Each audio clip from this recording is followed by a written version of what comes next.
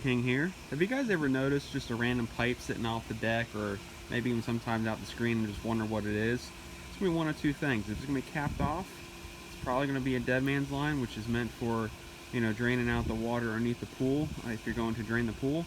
Or in this case, it's a safety device. And what this pipe does is it goes underground in the pool and connects to the main drain lines. And if someone were to seal, you know, cover the main drain, it would start sucking air through here, so someone can't get stuck on the main drain. So it's a safety device, and it even says right here on this pool safety device, do not handle.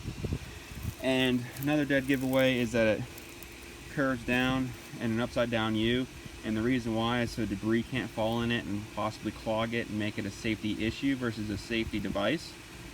So someone would have to make a concerted effort, a rodent or something, to get up there and clog that. So if you ever wonder what that pipe is, that's what it is. Or like I said earlier, the dead man's line. So as always, like and subscribe, and talk to you guys soon. Check out this beautiful clean pool. Have a good day, everyone.